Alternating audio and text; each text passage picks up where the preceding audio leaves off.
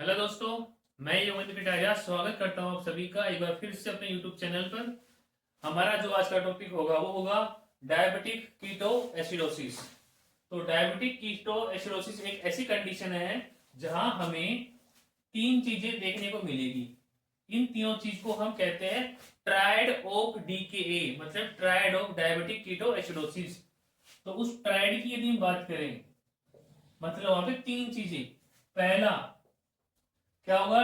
Diabetes, मतलब patient के अंदर शुगर लेवल इंक्रीज मिलेगा। क्या होगा? पेशेंट के अंदर शुगर का लेवल बढ़ा हुआ मिलेगा, जो कि कितना हो सकता है? 250 mg से ऊपर, 250 mg पर इक्वलेंट से ऊपर। बात करते हैं हम कीटोन बॉडी की, तो कीटोन बॉडीज भी यहाँ पे प्रेजेंट होगी और वो हमें बढ़ी हुई मिलेगी। ठीक है। उसके अलावा एसिडोसिस होगा, मतलब पेशेंट की जो पीएच है वो डिक्रीज हो जाएगी। पीएच डिक्रीज होना मतलब एसिडोसिस होना। ठीक है। तो ये था triad of diabetic ketoacidosis. अब ट्रायड के बाद यदि हम बात करते हैं तो वो होता है डायग्नोसिस का। तो यदि पेशेंट के अंदर शुगर बढ़ी हुई हो, कुछ अमाउंट में कीटोन बॉडीज भी मिल जाए, या पीएच में भी कुछ हेरफेर या कुछ गड़बड़ हो, तो हम उसे सीधा डीके कह दें, ये जरूरी नहीं है।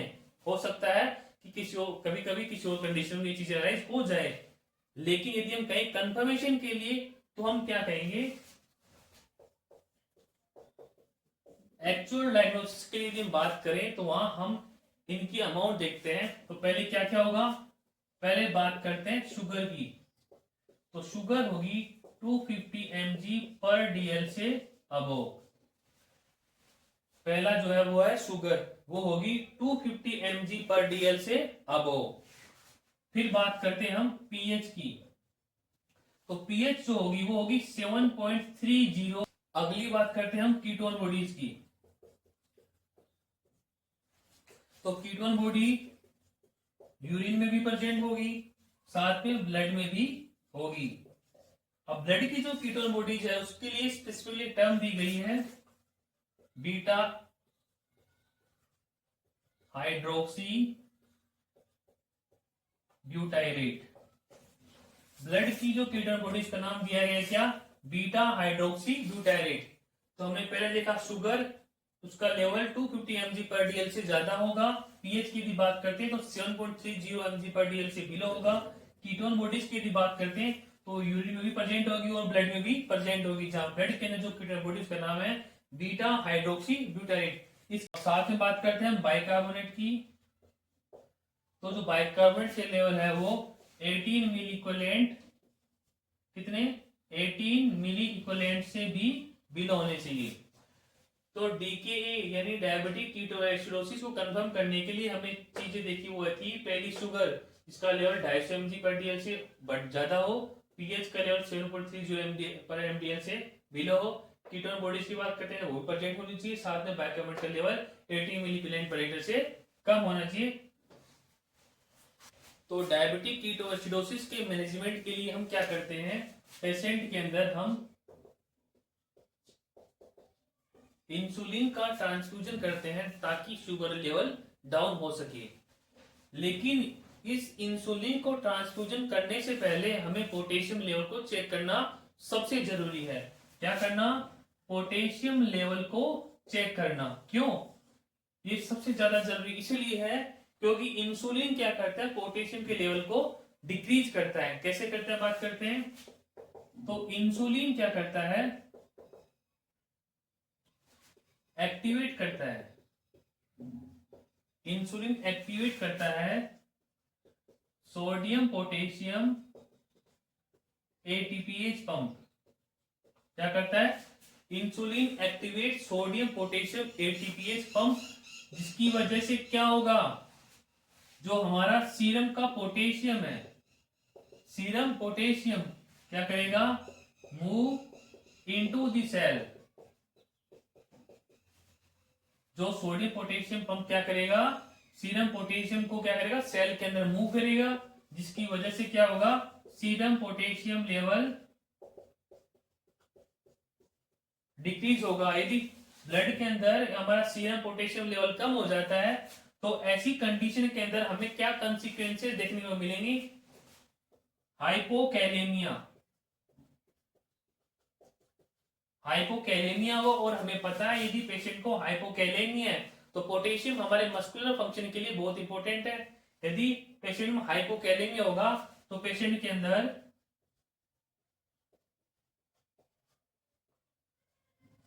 मस्कुलर वीकनेस देखने को मिलेगी। मस्कुलर वीकनेस के अलावा पेशेंट के अंदर कार्डियक एरिथमिया, कार्डियक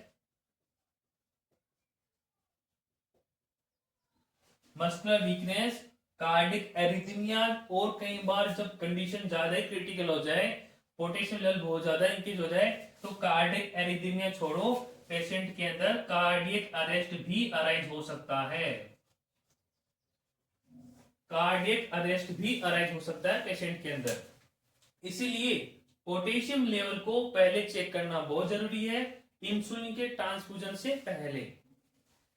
नहीं तो क्या होगा? हाइपोकैलेमिया होगा, और हाइपोकैलेमिया के बाद पेशेंट के अंदर मस्कुलर वीकनेस देखने को मिलेगी, कार्डिक एरिथमिया, और साथ में यदि कार्डिक अरेस्ट भी पेशेंट में हो जाए तो वो कंडीशन क्या कह सकते हैं कि फेटल होगी पेशेंट के लिए। तो इसलिए पहले चेक करो। अब हम बात करते हैं पेशेंट की किस कंडीशन में, मतलब पोटेशियम किस लेवल पे पेशेंट को इंसुलिन स्टार्ट करना है या नहीं करना है। ठीक है, तो उसके लिए 3 कंडीशन देखते हैं। पहले हम, यदि पोटेशियम का लेवल 3.3 मिली इक्विवेलेंट पर लीटर, 3.3 मिली इक्विवेलेंट पर लीटर से बिलो हो, 3.3 मिली इक्विवेलेंट पर लीटर से बिलो हो, तो हम क्या करेंगे? पेशेंट को इंसुलिन ट्रांसफ्यूज नहीं करेंगे। पहले पेशेंट को पोटेशियम लेवल को इंक्रीज करेंगे, उसके लिए पोटेशियम सप्लीमेंट पेशेंट को हम देंगे। यदि जो पोटेशियम का लेवल है 3.3 से 3.5 के बीच में रहता है, तो हम क्या करेंगे? पेशेंट को इंसुलिन भी देंगे, साथ में पोटेशियम लेवल को भी मेंटेन करते रहेंगे। ठीक है, लेकिन यदि 3.5 मिली इक्विवेलेंट पर लीटर से अबव, इसके लेवल से यदि अबव पोटेशियम लेवल देखने को मिलता है, तो हम क्या करेंगे? वहां पे इंसुलिन स्टार्ट तो कर देंगे, लेकिन पोटेशियम नहीं देंगे पेशेंट को। ठीक है, यदि 3.3 मिली इक्विवेलेंट पर लीटर से बिलो है तो इंसुलिन नहीं देंगे। क्यों?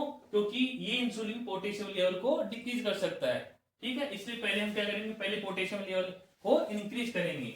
यदि 3.3 से 3.5 के बीच में रहता है तो हम इंसुलिन स्टार्ट कर देंगे, साथ में पोटेशियम को मेंटेन रखेंगे।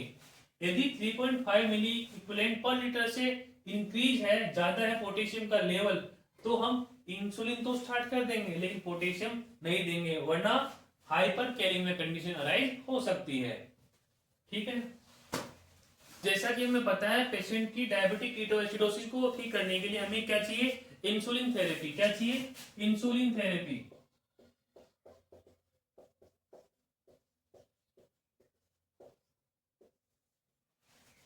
तो इस इंसुलिन थेरेपी के दौरान हमें जो चीजें मॉनिटर करनी होगी रेगुलरली, वो है जीकेपी। क्या है? जीकेपी। यहां 3 चीजें हैं। पहली है जी, मतलब ग्लूकोज। पेशेंट का ग्लूकोज मॉनिटरिंग बहुत जरूरी है कि इंसुलिन कंटिन्यू ट्रांसफ्यूज हो रहा है, इंसुलिन थेरेपी चल रही है, तो कहीं यदि पेशेंट को हाइपोग्लाइसीमिया कंडीशन होगी तो भी दिक्कत हो सकती है। इसीलिए पेशेंट का जो ग्लूकोज लेवल है वो 200 से 250 mg पर डीएल के बीच में हमें मेंटेन करना जरूरी है। अब कंटिन्यू इंसुलिन चल रहा है पेशेंट को और हम उम्मीद करें कि 200 से 250 बना रहे, ये तो पॉसिबल नहीं है। क्यों? क्योंकि इंसुलिन शुगर को कम करेगा। इसलिए इंसुलिन थेरेपी के अंदर पेशेंट को हम क्या करते हैं? डेक्स्ट्रोज साथ में देंगे। क्या देंगे? डेक्स्ट्रोज।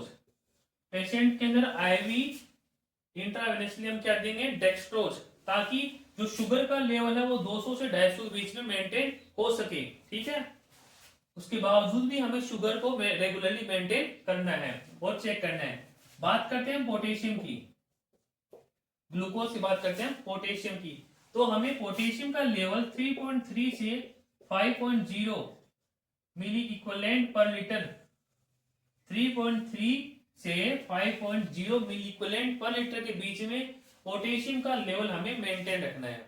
पहले हमने बात की ग्लूकोज की, जो कि 200 से 250 बीच में मेंटेन होना जरूरी है। उसके लिए हम पेशेंट को साथ में डेक्सट्रोज का भी इन्फ्यूजन स्टार्ट कर सकते हैं। उसके अलावा पोटेशियम जो है वो 3.3 से 5.0 मिली इक्विवेलेंट पर लीटर उसमें मेंटेन होना जरूरी है। यदि कम है तो पोटेशियम हमें पेशेंट को देना होगा, यदि ज्यादा है तो हमें कोई दिक्कत ही नहीं है, उसको हमें इंसुलिन थेरेपी कंटिन्यू चल रही, हम और एक्स्ट्रा पोटेशियम उसे नहीं देंगे। उसके बाद है पी मतलब पीएच, और पीएच की यदि बात करते हैं तो वो हम आइडेंटिफाई कर सकते हैं एबीजी से। पेशेंट की रेगुलरली एक टाइम पीरियड के बाद एबीजी भी करनी जरूरी है, ताकि हम पीएच को भी मेंटेन कर सकते हैं। ठीक है, तो ये तीन चीज थी इंसुलिन थेरेपी के अंदर जो हमें कंटिन्यू मॉनिटर करनी है। क्या करनी है? कंटिन्यू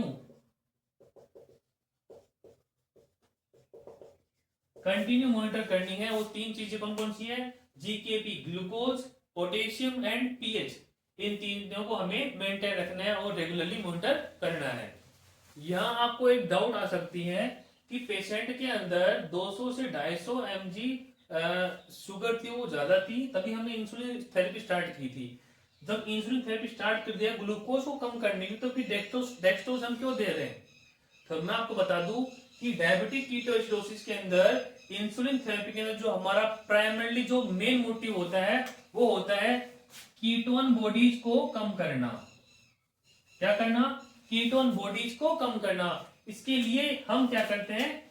इंसुलिन थेरेपी स्टार्ट करते हैं, साथ में डेक्सट्रोज भी स्टार्ट करते हैं, ताकि बॉडी जो हमारी जो बॉडी है वो क्या कंज्यूम करे? शुगर कंज्यूम करे, उसे मेंटेन रखे, लेकिन कीटोन बॉडीज ओवर प्रोड्यूस ना करे। इसलिए हमारा जो मेन फोकस रहेगा वो कीटोन बॉडीज पे रहेगा, ना कि ब्लड शुगर पे। अब बात करते हैं मैनेजमेंट की। मैनेजमेंट की वैसे तो हम इतनी देर से मैनेजमेंट में पढ़ रहे थे, पर स्पेशली बात कर लेते हैं एक बार। तो मैनेजमेंट हम सबसे पहले क्या करेंगे? 0.9% एनएस पेशेंट के अंदर कंटिन्यूसली हमें फ्लूइड का ट्रांसफ्यूजन जरूरी है। क्यों? ताकि पेशेंट की यूरिन के साथ पेशेंट की जो कीटोन बॉडी है वो बाहर निकल सके। यदि हम पेशेंट को कंटिन्यूसली 0.9% एनएस दे रहे हैं, तो याद रहे हम पेशेंट का इलेक्ट्रोलाइट्स भी रेगुलर चेक कर रहे हैं। यदि हमें उसके अंदर सोडियम का या किसी और इलेक्ट्रोलाइट्स का एनएस 0.9% की वजह से बढ़ा हुआ लेवल मिलता है, तो हम क्या करेंगे? उसके बाद 0.45% एनएस देके उसे कम कर सकते हैं। ठीक है, और यदि ऐसा कुछ नहीं है तो हम 0.9% एनएस को कंटिन्यू रखेंगे। इसके अलावा बात करते हैं पोटेशियम लेवल। तो हमें पोटेशियम लेवल को कंटिन्यू मॉनिटर करके चलना है, ये भी मैनेजमेंट का एक हिस्सा है। तीसरा हम बात करते हैं पीएच। तो पीएच भी पेशेंट की हमें मेंटेन रखनी है। उसके बाद हम बात करते हैं इंसुलिन थेरेपी की। तो इंसुलिन थेरेपी से पहले देखो हमने क्या क्या चेक किया? पहले कीटोन बॉडीज, पीएच, वो सब चीज चेक की हमने। उसके बाद इंसुलिन थेरेपी स्टार्ट की है। तो हमें पेशेंट को इंसुलिन थेरेपी स्टार्ट करनी है ताकि कीटोन बॉडी आउट हो, और इंसुलिन थेरेपी के साथ में पेशेंट को डेक्सट्रोज भी दे सकते हैं, ताकि शुगर का लेवल भी मेंटेन रह सके, पेशेंट हाइपोग्लाइसेमिया कंडीशन को फेस ना करे। तो ये जो चीजें थी हमने देखी डायबिटिक कीटोएसिडोसिस के अंदर।